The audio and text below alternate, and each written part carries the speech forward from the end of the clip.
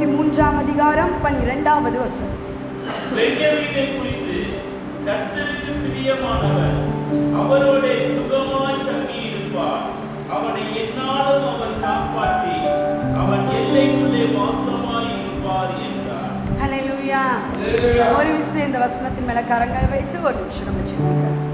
சர்வ வல்லமையுள்ள தேவனாகிய கர்த்தாவே, இந்த 4வது மாதத்தில் நீர் கொடுத்த இந்த அருமையான வாக்குத்தத்தத்திற்காக நாங்கள் ஸ்தோத்திரிக்கிறோம்.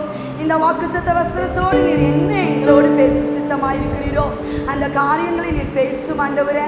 இந்த வாக்குத்தத்தத்தை சுதந்திரித்துக் கொள்ளக்கூடிய ஆலோசனைகளை நீர் எங்களுக்கு சொல்லித்தாரும்.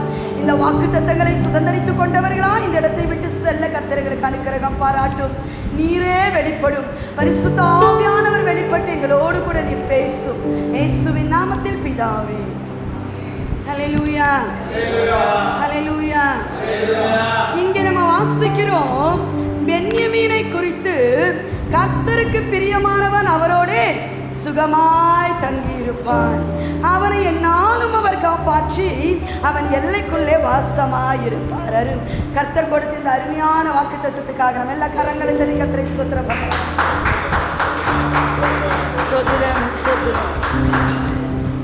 கர்த்தருக்கு பிரியமானவன் அவரோடே சுகமாய் தங்கி இருப்பான். இந்த மாதத்திலே கர்த்தர் உங்களை பார்த்து சொல்லுகிறார், இந்த மாதம் முழுவதும் நீங்க எப்படி தங்கி இருப்பீங்களா? சுகமாய் தங்கி இருப்பீங்களா? எப்படி தங்கி இருப்பீங்களா? சுகமாய் தங்கி இருப்பீங்களா? சுகம் அப்படின்ற ஒரு வார்த்தைக்கு என்ன அர்த்தம் சொல்லலாம் அப்படின்னா, சுகம் அப்படின்னா நம்முடைய சரீர சுகம், உள்ள இருக்கிற மனதின் சுகம், mental health and physical health, நம்முடைய பாடியோட ஹெல்த், அப்புறம் சமாதானம். இது மூன்றும் சேர்ந்ததுக்கு தான் என்ன பேரு? சுகம். மூணும் நம்ம சும்மா தங்கலாம் அல்லது சும்மா நம்ம வாழலாம், இந்த மாதம் முழுவதும் நம்ம வாழலாம். ஆனால் சும்மா தங்குறதுக்கும் சுகமாய் தங்குவதற்கும் சும்மா வாழ்றதுக்கும் சுகமாய் வாழ்வதற்கு என்ன இருக்கு? வித்தியாசம் இருக்கிறது. ஹல்லேலூயா. இந்த மாதத்திலே கர்த்தர் உங்களை பார்த்து சொல்கிறார், இந்த மாதத்திலே நீங்கள் எப்படி தங்கி இருக்க போகிறீர்கள்? சுகமாய் தங்கி இருக்க போகிறீர்கள். மென்டல் ஹெல்த், பிசிக்கல் ஹெல்த், சமாதானத்தோடு கூட இந்த மாதம் முழுவதும் நீங்க என்ன பண்ண போறீங்க? வழி நடத்தி செல்லப்பட போகிறீர்கள். ஹல்லேலூயா. இப்படி நீங்கள் சுகமாய் வாழ வேண்டுமானால், இந்த மாதம் முழுவதும் நீங்கள் சுகமாய் தங்கி இருக்க வேண்டுமானால் என்ன செய்ய வேண்டும் என்று சொல்லி ஒரு சில காரியங்களை நம்ம தியானிக்கலாம். வாசியுங்கள் 1 ராஜாக்கள் 4:25. சாலமோனுடைய நாளெல்லாம் தான் துவங்கி பெயர்சபா மட்டும் யூதாவும் இஸ்ரவேலும் அவரவர் தங்கள் தங்கள் திராட்சை செடியின் நிழலிலும் தங்கள் தங்கள் அத்திமரத்தின் நிழலிலும் சுகமாய் குடியிருந்தார்கள். ஹல்லேலூயா. சாலமோனின் நாளெல்லாம் ஜனங்கள் எப்படி குடியிருந்தார்களா? சுகமாய் குடியிருந்தார்களாம். இந்த மாதம் முழுவதும் அல்லது உங்கள் வாழ்நாள் முழுவதும் நீங்கள் சுகமாய் குடியிருக்க வேண்டுமானால் நீங்கள் உங்களுடைய வாழ்க்கையிலே சாலமோன் ஆட்சி செய்ய வேண்டும். ஹல்லேலூயா. சாலமோன் என்றால் சமாதானம் என்ற அர்த்தம். சாலமோன் என்ன அர்த்தம்? சமாதானத்தின் புருஷன் அல்லது சமாதானம் என்ற அர்த்தம். நீங்கள் உங்கள் வாழ்நாள் எல்லாம் இந்த மாதம் முழுவதும் சமாதானத்தை நாட வேண்டும். ஹல்லேலூயா. சங்கீதக்காரன் ஒரு இடத்துல சொல்கிறார், நானும் சமாதானத்தை நாடுகிறேன், ஆனால் நான் பேசும்போது அவர்கள் என்ன பண்றாங்க? யுத்தத்துக்கு எத்தனைப்படுகிறார்கள் அப்படின்னு சொல்றாரு. நம்ம பேசும் பொழுது யுத்தத்துக்கு எத்தனைப்பட்டாலும் நம்ம எதை விரும்புகிறவர்களா இருக்க வேண்டும்? சமாதானத்தை விரும்புகிறவர்களா இருக்க வேண்டும். என்னுடைய சமாதானத்தை நான் காத்துக்கொள்ள வேண்டும், யாவரோடும் சமாதானத்தை காத்துக்கொள்ள வேண்டும். இந்த ஒரு தாட் என்னோட வாழ்க்கையில சமாதானம் மேலோங்கி இருக்க வேண்டும். நான் எக்காரணத்தை கொண்டு என் சமாதானத்தை இழந்து போய்விடக்கூடாது. அவர்கள் என்னோடு சண்டை போட ஆயத்தமா இருக்கிறார்களா? நான் அதை விட 2 மடங்கு சண்டை போட ஆயத்தமா இருக்கிறேன். இப்படி ஒரு தாட் நம்முடைய வாழ்க்கையில இருந்துச்சு அப்படின்னா ஒரு நாள் நம்மளால சுகமாய் தங்கி இருக்க முடியாது. மற்றவர்கள் நமக்கு விரோதமாய் எழுப்பின பொழுதும் நாம் சமாதானத்தை காத்துக்கொள்கிறவர்களா இருக்க வேண்டும். நம்முடைய வாழ்க்கையில சமாதானம் ஆட்சி செய்தால், நம்முடைய குடும்பத்திலே சமாதானம் ஆட்சி செய்தால் ஆட்டோமேட்டிக்கா சுகமாய் நம்ம வாழ்ந்திருப்போம். ஏனென்றால் சமாதானத்தையும் சுகத்தையும் பிரிக்கவே முடியாது. ஹல்லேலூயா. சாக்ரட்டிஸ் ஒரு முறை பார்த்தீங்க அப்படின்னா அவரை ஒரு சில நபர்கள் வந்து நீங்க இன்றைக்கு என்னோடு கூட சாப்பிடணும் அப்படின்னு சொன்னாங்களாம். அப்ப எப்படியாகிலும் அவர்கிட்ட குற்றம் கண்டுபிடிக்க வேண்டும் அப்படின்னு சொல்லி தான் அவர் அப்படி கூப்பிட்டாங்களாம். சாக்ரட்டிஸ் ஒரு பெரிய தத்துவ ஞானி இல்லையா? அப்போ அவர் அவருடைய நண்பர்களோடு கூட போய் அந்த விருந்தில் உட்கார்ந்துருந்தாங்க. அந்த விருந்தில் பிளேட்ஸ் எல்லாம் வச்சாங்க. வச்சுட்டு பார்த்தீங்க அப்படின்னா தரமில்லாத பழங்கள், அழுகி போகிற நிலைமையில் இருக்கிற பழங்கள் கொண்டு வந்து அவருடைய தட்டில் வச்சாங்களாம்.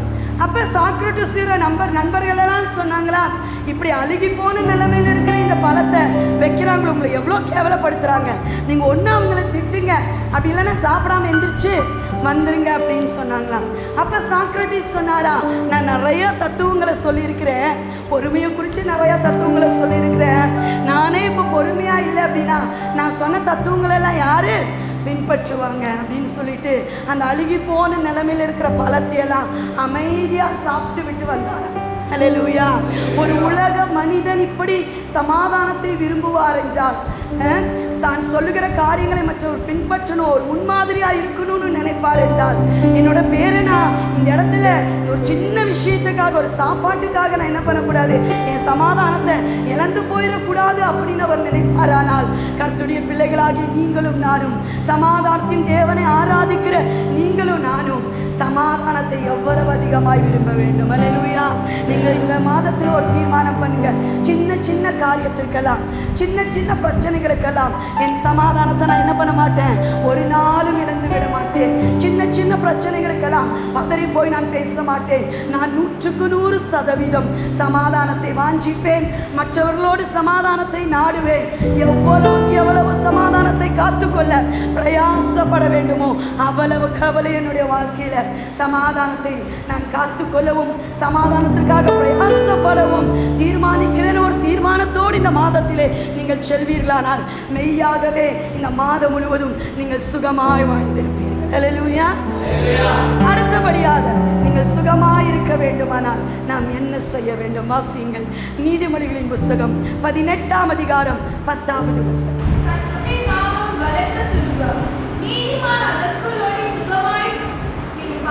ஹல்லேலூயா. கர்த்தருடைய நாமத்திற்குள்ள நீங்களும் நானும் ஓடி போவோமானால், மறைந்து கொள்வோமானால் எப்படி இருப்போமா? எப்படி இருப்போமா? சுகமாயிருப்போம். கர்த்தருடைய நாமத்தை, இப்போ தேன் இருக்குன்னு வச்சுக்கோங்க, ஒரு மலை தேன் எங்கிட்ட இருக்குது. இந்த தேன் ரொம்ப நல்லா இருக்கு, இந்த தேன் ரொம்ப ருசியா இருக்கு, ருசியா இருக்கு, ருசியா இருக்குன்னு சொல்லிட்டே இருந்தா உங்களுக்கு அந்த ருசி தெரியுமா? அப்ப நீங்க அந்த தேனை என்ன பண்ணி பார்க்கணும்? ருசித்து பார்க்கணும். கர்த்தருடைய நாமம் ஒரு ஸ்ட்ராங் டவர். எப்படியா? பலத்த துருகம், சாதாரண துருகம் அல்ல. அந்த பலத்த துருகத்துக்குள்ள ஓடி மறைந்து கொள்வோமானால் உங்கள் வாழ்க்கையில எவ்வளோ பெரிய புயல் காற்று வீசலாம், உங்கள் வாழ்க்கையில எவ்வளோ இடி மின்னல்கள் வரலாம், ஆனால் உங்கள் சமாதானத்தையும் உங்கள் சுகத்தையும் உங்களை விட்டு ஒருவராலும் பிரிக்க முடியாது. அல்லேலூயா. எப்பேற்பட்ட சூழ்நிலையிலும் நீங்கள் சுகமாயிருப்பீர்கள். உங்களுடைய மென்டல் ஹெல்த், உங்களுடைய பிசிக்கல் ஹெல்த், உங்களுக்கு சமாதானம் இருக்கும். அல்லேலூயா. நீங்கள் அதற்கு என்ன பண்ண வேண்டும்? கர்த்தருடைய நாமத்திற்குள் உங்களை மறைத்துக் கொள்ள வேண்டும்.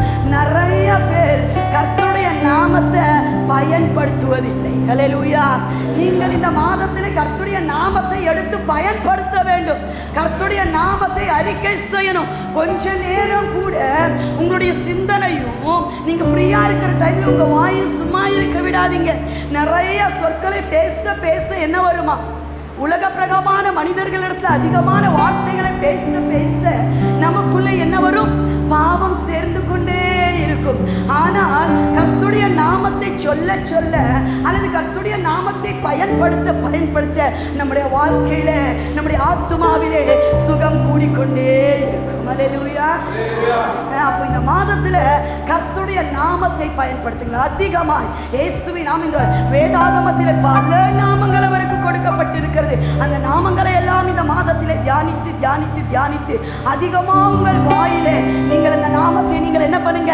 அறிக்கையிடுங்கள். அது மாத்திரமல்ல, இந்த மாதத்தில் தைரியமா சொல்லுங்க. உங்க பிரச்சனையை பார்த்து இயேசுவின் நாமத்தினால இந்த பிரச்சனை மாறப்போகிறது, இயேசுவின் நாமத்தினாலே சுகம் உண்டாக போகிறது. இயேசுவின் நாமத்தினாலே நான் விடுதலை பெற போகிறேன். என்னை குத்தி கொண்டிருக்கிற இந்த முள்ளை இயேசுவின் நாமத்தினால் அந்த முள்ளுக்கு கட்டளையிடுகிறேன். இது என்னை விட்டு விலகி போக போகிறது. இந்த கடன் பிரச்சனைக்கு கட்டளையிடுகிறேன். இயேசுவின் நாமத்தினாலே ஒரு புது வாசல் திறக்க போகிறது. இப்படி நீங்கள் விசுவாசத்திலே கர்த்தருடைய நாமத்தை எடுத்து பயன்படுத்த அந்த நாமத்திற்குள் உங்களை மறைத்துக் கொள்ள ஒரு விசேஷித்த சுகம் உங்களையும் உங்கள் குடும்பங்களையும் ஆட்கொள்ளும் என்பதில் எந்த சந்தேகமும் இல்லை. அல்லேலூயா. இந்த மாதத்துல சும்மா நம்ம ஜெபிக்கிறதை காட்டிலும், சும்மா நம்ம பேசுகிறதை காட்டிலும் அவருடைய நாமத்தை கொண்டு நீங்கள் பேசுங்கள். அல்லேலூயா. இயேசுவின் நாமத்தில் எனக்கு இதெல்லாம் நடக்க போகிறது. இயேசுவின் நாமத்தினாலே அறிக்கையிடுகிறேன். இயேசுவின் இரத்தத்தினாலே அறிக்கையிடுகிறேன். அவருடைய நாமங்களை அதிகமாய் தியானிங்கள். இந்த மாதம் முழுவதும் நமக்கு ஒரு அடையாளம் இருக்கிறது. கர்த்தருடைய நாமத்தை துதிக்கிறவர்கள் அந்த நாமத்திற்குள் நம்மை மறைத்துக் கொள்ள இந்த உலகத்தின் எந்த அசுத்தமான கிரியைகளா இருக்கட்டும், எந்த அசுத்தமான வல்லமைகள், அந்தகார வல்லமைகளா இருக்கட்டும், நம்முடைய வாழ்க்கையின் சுகத்தை என்ன பண்ணவே முடியாது, சேதப்படுத்தவே முடியாது. ஒரு தீர்மானத்தோடு இன்றைக்கு போங்க. அதிகமா அவருடைய நாமத்தை அறிக்கையிடுங்க. அவருடைய நாமத்தை கொண்டு அதிகாரத்தோடு பேசுங்க, அறிக்கையிடுங்க. வெற்றியை நீங்கள் உங்கள் வாயிலை அறிக்கையிடுங்கள். இயேசுவின் நாமத்தில் இந்த மாதம் முழுவதும் எனக்கு வெற்றி. இயேசுவின் மாதத்தில் இந்த பிரச்சனையை நான் மேற்கொள்ளுவேன். இயேசுவின் நாமத்தினால இந்த வியாதியை மேற்கொள்ளுவேன் என்று சொல்லி நீங்கள் அறிக்கையிட அந்த நாமத்தில் இருக்கிற சுகத்தையும் அந்த நாமத்தில் இருக்கிற ஆறுதலையும் சமாதானத்தையும் உங்களுடைய வாழ்க்கையில் அவர் பிரதிபலிக்க செய்து கொண்டே இருப்பார். அல்லேலூயா. அடுத்தபடியாக நாம் சுகத்தோடு இருக்க வேண்டுமானால் நாம் என்ன செய்ய வேண்டும்? வாசியுங்கள். எரேமியாவின் தீர்க்கதரிசன புத்தகம் 22ஆம் அதிகாரம் 16வது வசனம். அவர் சிறுமையும் எளிமையுமானவருடைய நியாயத்தை விசாரித்தார், அப்பொழுது சுகமாய் வாழ்ந்தார். அப்படி செய்வதல்லவா என்னை அறிகிற அறிவு என்று கர்த்தர் சொல்கிறார். அல்லேலூயா. எப்பொழுது அவன் சுகமாய் வாழ்ந்தானா? எப்பொழுது சுகமாய் வாழ்ந்தானா? சிறுமையும் எளிமையுமானவரை விசாரித்தார். அல்லேலூயா. அப்போ நம்ம என்ன பண்ணணும்? நம்ம சுகமா இருக்கணும்னா அதுக்கு ஒரு வழியை கர்த்தர் சொல்லி இருக்கிறார். நம் சிறுமையானவர்களை, ஏழ்மையானவர்களை, இந்த வசனத்தை கூட வாசிங்களே, நல்லா புரியும். ஏசாயா 58ஆம் அதிகாரம் 8வது வசனம் வாசிங்க. அப்பொழுது விடியற்கால வெளிச்சை போல உன் வெளிச்சம் எழும்பி உன் சுக வாழ்வு சீக்கிரத்தில் துளிர்த்து உன் நீதி உனக்கு முன்னாலே செல்லும். கர்த்தருடைய மகிமை உன்னை பின்னாலே காக்கும். அல்லேலூயா. எப்பொழுது விடியற்கால வெளிப்பை போல வெளிச்சம் எழும்பி சுகவாழ்வு துளிக்குமா? சுகத்தோடு நம்ம இருப்போமா? முன்னாடி பார்த்தீங்க அப்படின்னா 6-7 கூட வாசிங்களே. அக்கிரமத்தின் கண்ணுகளை அவிழ்க்கிறதும் நுகத்தடியின் விடயங்களை நெருக்கிறதும் நெருக்கப்பட்டிருக்கிறவர்களை விடுதலையாக்கி விடுகிறதும் சகல நுகத்தடிகளையும் உடைத்து போடுகிறதும் பசியுள்ளவனுக்கு உன் ஆகாரத்தை பகிர்ந்து கொடுக்கிறதும் துரத்துண்ட சிறுமையானவர்களை வீட்டிலே சேர்த்துக் கொள்ளுகிறதும் வஸ்திரமில்லாதவனை கண்டால் அவனுக்கு வஸ்திரம் கொடுக்கிறதும் உன் மாம்சமானவனுக்கு உன்னை ஒழிக்காமலும் இருக்கிறதும் அல்லவா எனக்கு உகந்த உபவாசம். அல்லேலூயா. அப்ப என்ன பண்ணணும்? நம்ம அநேகர் பாவத்தின் கட்டுகளில வியாதியோடு காணப்படுகிறார்கள். அநேகருடைய வாழ்க்கையில சாபம் கட்டி வைத்திருக்கிறது. அநேகருடைய வாழ்க்கையில வியாதியின் கட்டுகள். இந்த நாட்களில நம்ம பிரேயர்ஸுக்கு வருகிறவர்களாக இருக்கட்டும், நம்முடைய ஆலயத்திற்கு வருகிறவர்களாக இருக்கட்டும், நேற்றுக்கு வந்து அந்த குடும்பத்தினரெல்லாம் பார்த்தீங்கன்னா பயங்கரமான கட்டுகளில் அவர்கள் என்ன பண்றாங்க? காணப்படுகிறார்கள். நீங்களும் நானும் உபவாசம் எடுத்து அப்படிப்பட்டவர்களுடைய கட்டுகளை இயேசுவின் நாமத்தினால என்ன பண்ணணும்? உடைக்க வேண்டும். நீங்களும் நானும் சுகமா வாழ்ந்திருக்கணும் அப்படின்னா மற்றவர்கள் மேல கரிசனையுள்ளவர்களாக இருக்க வேண்டும். இப்படிப்பட்ட கட்டுகள் இருக்கிறவர்கள் மேல கரிசனையுள்ளவர்களாக இருக்க வேண்டும். கடந்த எல்லா நாட்களை காட்டிலும் இந்த மாதத்தில் நீங்கள் இப்படிப்பட்ட கட்டுகளில், இப்படிப்பட்ட கஷ்டங்களில் இருக்கிற ஜனங்களுக்கு நேராக உங்கள் சிந்தையை திருப்புங்கள். எவ்வளோ ஜனங்கள், நம்ம எவ்வளவோ நல்லா இருக்கிறோம், எத்தனையோ ஜனங்கள் பயங்கரமான கட்டுகளில் வாழ்க்கையே ஒவ்வொரு நாளும் போராட்டமாய் வாழ்ந்து கொண்டிருக்கிறார்கள். அந்த ஜனத்தின் மேல நீங்கள் உங்கள் கவனங்களை திருப்பி அவர்களுக்கு அவர்களுக்காக உபவாசம் எடுத்து இயேசுவின் நாமத்தினால் அவர்கள் கட்டுக்களை உடைப்பீர்கள் என்று சொன்னால், இயேசுவின் நாமத்தினால ஒரு விடுதலையே அவரிடத்திலிருந்து நீங்கள் வாங்கி கொடுப்பீர்கள் என்று சொன்னால் நீங்கள் சுகமாய் குடியிருப்பீர்கள். அல்லேலூயா. அது மாத்திரமல்ல, நம்மால் முடிந்தவர்களுக்கு, நாம் சுயநலமாய் வாழ்வதற்காக அழைக்கப்பட்டவர்கள் அல்ல, நமக்கென்று ஒரு விசேஷித்த அழைப்பு கொடுக்கப்பட்டிருக்கிறது. கஷ்டப்படுகிறவர்கள், யாருக்கு உதவிகள் தேவையோ அவங்க மேலே நம்முடைய கவனத்தை என்ன பண்ணணும், திருப்பணும். நம்மளால முடிந்த உதவிகளை எளிமையானவர்களுக்கும் சிறுமையானவர்களுக்கும் நாம் செய்து கொண்டே இருக்க வேண்டும். அப்படி செய்து கொண்டே இருக்க இருக்க இருக்க நம்முடைய வாழ்க்கையில கர்த்தர் சுகத்தை கொடுத்து கொண்டே இருப்பார். அல்லேலூயா. ஒரு நாளும் நீங்க மற்றவர்களை பார்க்காதபடி நீங்கள் இருக்காதீங்க. கஷ்டப்படுகிறவர்களை பாருங்கள், சிறுமைப்பட்டவர்களை பாருங்கள், ஏழைகளை பாருங்க. ஆண்டவரே, கடந்த மாதத்துல எப்படி இருந்தனோ தெரியல, இந்த மாதத்துல அதுதான் ஒரு பெரிய ஊழியம். நம்ம நினைக்கிறோம் இந்த நாட்கள்ல மைக்கு பிடிக்கிறது தான் பெரிய ஊழியம், ஆராதிக்கிறதும் செபிக்கிறதும் பிரசங்கம் பண்றது தான் பெரிய ஊழியம் நினைக்கிறோம். கர்த்தருக்கு ரொம்ப ரொம்ப பிடித்த ஊழியம் என்ன தெரியுமா? நம்ம களத்தில் இறங்கி பணியாற்றுவது தான். ஹல்லேலூயா. ஏழைகளையும் எளியவர்களையும் விசாரிக்கிறது, அவர்களுக்கு உதவி செய்கிறது, அவர்களுக்காய் பரிந்து பேசி ஜெபிக்கிறது, மற்றவர்களுக்காய் உபவாசம் எடுக்கிறது. இப்படி திறப்பில் நிற்கிற ஒரு மனிதனை தான் கர்த்தருக்கு ரொம்ப பிடிக்கும். ஹல்லேலூயா. இதுதான் அவரோட பார்வையில் விலையேற பெற்ற ஊழியம். இதை நீங்கள் செய்ய செய்ய செய்ய உங்கள் வாழ்க்கையில கர்த்தர் என்ன கொடுப்பார்? சமாதானத்தையும் சுகத்தையும் நீங்கள் கர்த்தர் ஏராளமாய் கொடுப்பார். ஹல்லேலூயா. ஹல்லேலூயா. நீங்க ஒரு தீர்மானத்தோடு இன்றைக்கு போங்க. இந்த மாதத்தில் சிறுமைப்பட்டவர்களுக்கு உதவிகள் தேவைப்படுகிறவர்களுக்கு என் கண்களை திருப்புவேன், என் கையை நான் திறப்பேன், அப்படிப்பட்டவர்களுக்காக உபவாசிப்பேன். உபவாசம் எடுக்கணும். நல்ல உபவாசம் எடுத்து நம்ம என்ன பண்ணணும்? மற்றவர்களுக்காக அதிகமாய் நம்ம செபிக்கணும், நம்முடைய குடும்பங்களுக்காக நம்ம செபிக்கணும். உபவாசம் எடுத்து ஜெபிக்க ஜெபிக்க நம்முடைய வாழ்க்கையில கர்த்தர் சுகத்தை என்ன பண்ணுவாரு? அதிகமாய் கொடுப்பார். அல்லேலூயா. கடைசியாக நாம் எதை செய்தால் நாம் சுகமாய் வாழ்ந்திருக்க முடியும்? அதே வாக்குத்தத்த வசனத்தை வாசிங்க. உபாகமம் 33:12. பென்யமீனை குறித்து கர்த்தருக்கு பிரியமானவர் அவரோட சுகமாய் தங்கியிருப்பார். அவனை எந்நாளும் அவர் காப்பாற்றி அவன் எல்லைகளுக்குள்ளே வாசமாயிருப்பார். அல்லேலூயா. பென்யமீன் எல்லைக்குள்ள கர்த்தர் வாசமாயிருப்பார். அவனை காப்பாற்றி சுகமாய் அவனை என்ன பண்ணுவாரா? குடியிருக்க பண்ணுவார், சுகமாய் தங்கி இருக்க பண்ணுவாராம். பென்யமீன் யாரா? கர்த்தருக்கு பிரியமானவனா? ஹல்லேலூயா. நீங்கள் சுகமாய் குடியிருக்க வேண்டுமானால் நீங்கள் யாருக்கு பிரியமாய் நடந்து கொள்ள வேண்டும்? கர்த்தருக்கு பிரியமாய் நடந்து கொள்ள வேண்டும்.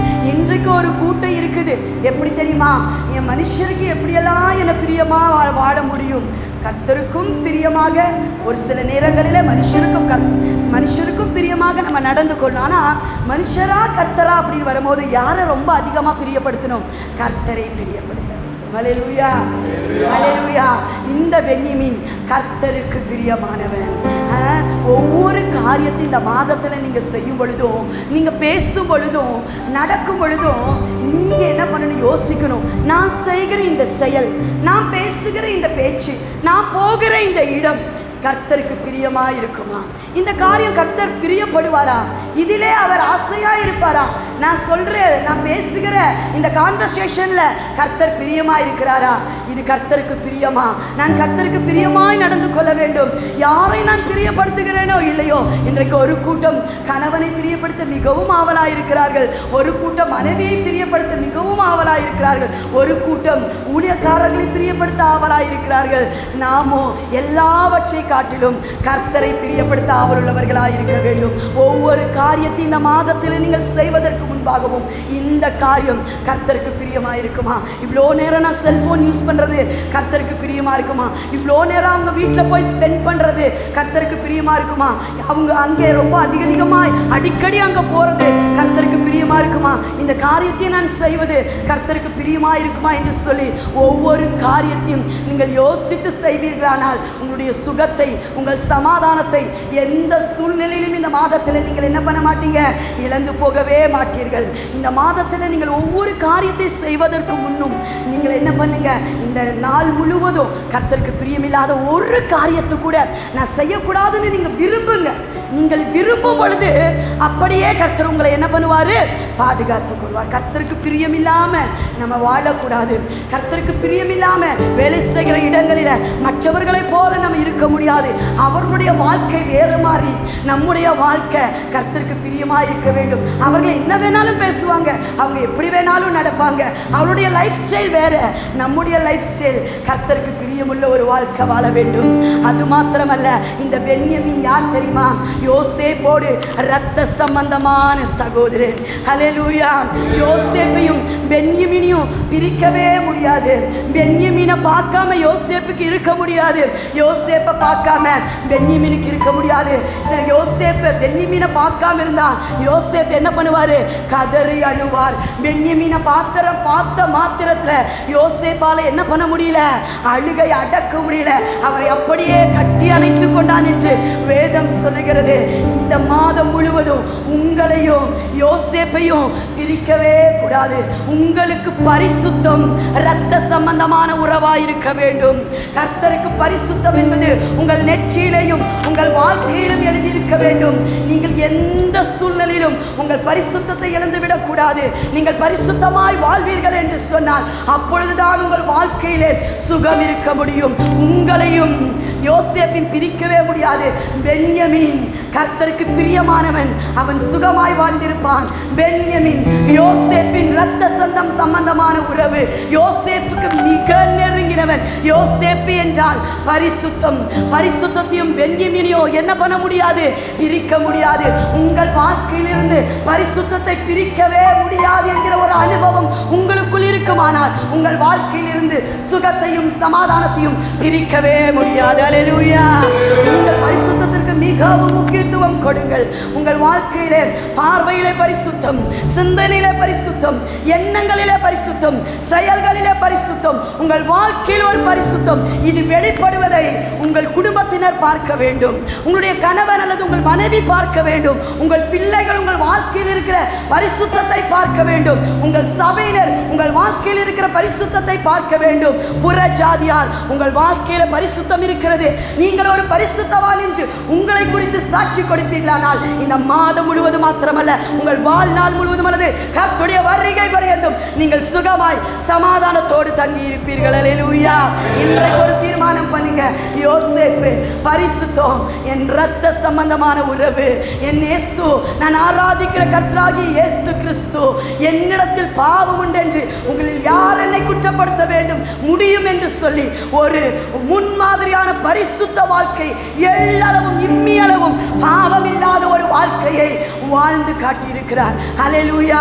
அவரை பின்பற்றுகிற நீங்களும் நானும் சுகமாய் தங்கியிருக்க வேண்டுமானால் பரிசுத்தம் உள்ளவர்களாய் இருக்க வேண்டும்.